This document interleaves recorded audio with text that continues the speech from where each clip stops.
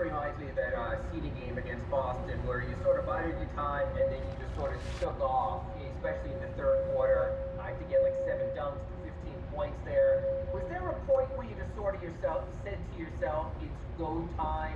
Sort of what triggered that Bam Adebayo you saw in the third quarter and then in the second half? Coach came up to me in the third and he was like, I need all defensive team Bam. And from there, I had to start it on defense, and then my offense started flowing with it. So, I give credit to Spell. And then how much easier does it make it when a guy like Duncan is getting outside early and really sort of opening the floor also? That sort of yin and yang thing. Thank you. It's just, me and Duncan kind of feed off each other, man. He gets going early, and then it opens up lanes for me. And if they crash, easy sprays the dunk because he hot. Tim Reynolds. I like that shirt. This is not the two-game thing. You guys have had an ability to come back all year. Is it kind of figured out if there is something about this year that just leads to the opportunity for this? We got grit. That's about all I can tell you. We got grit, man.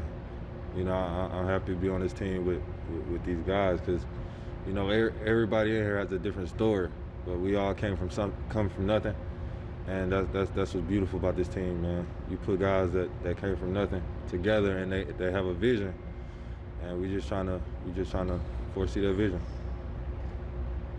But we don't want to keep doing that. That is not our goal to keep being down 12 or 13 points. 17.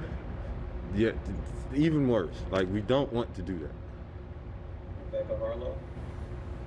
Yeah, two-part question for you here. But, is this what you expected? This team has come out. You guys have gone 10-1. You've been the most successful team in the playoffs here in the bubble so far.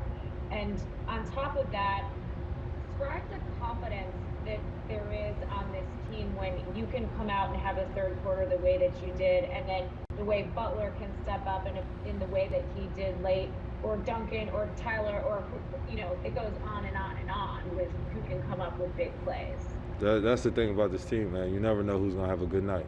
Going into that second half, everybody thought I was checked out.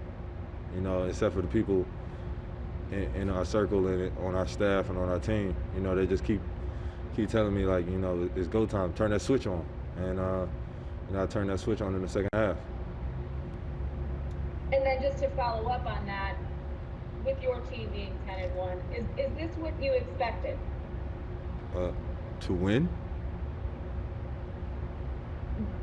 Just to be where you are, the success that you've had coming into these playoffs. Oh, okay. Yeah. We didn't come into this playoffs just to say we got there and then, it's that.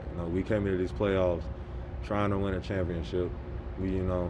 And that's the main goal. Make the main thing the main thing. Everybody wants to win a championship. We keep stacking these wins, and hopefully we get to that. We'll get to that point. But right now, 2-0. We gotta keep stacking these W's. Anthony Chang. Hey, Ben, I know you guys have been on Jimmy, especially you, to be more aggressive offensively at some points in the season, but tonight he made an impact without scoring much. What is it about him where he doesn't need to shoot the ball, he doesn't need to score the ball, and he can still have an impact down the stretch like he did tonight? We all trust each other.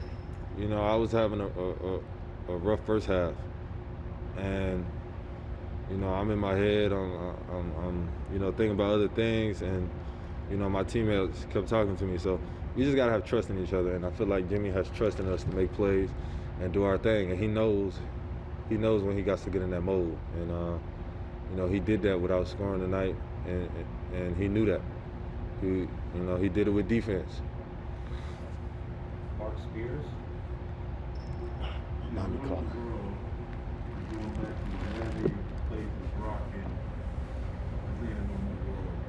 What is your mentality where you're going home, but you're not going home, but you have a nice 2-0 lead? Man, that 2-0 lead don't mean anything. We got to finish the job. That's bottom line. And we got a good good balance of players. So you got young players who know they're eager to, who are happy to be up 2-0, and then you got the veterans who've been up 2-0 and a team has came back. So we got a good balance of guys and experience to shut that water off and just focus on every game. How about the Will environment? Mansell? Hold on. Bam, you can't touch. Hold on real fast. Say it again. The environment in which you're not going to get the advantage of going home and trying to do this. Just trying to do it just very Man, at this point, that's when competitive nature comes out. You don't got the crowd, you don't got a lot of family, and you got your team. So your team brings that energy, you bring that energy, and that's how we chipping these wins, man. I feel like I've said it from the beginning. I feel like the Miami Heat are built for the bubble. Will Mansell? There you go. Hey, what up, man, Will? There were a couple.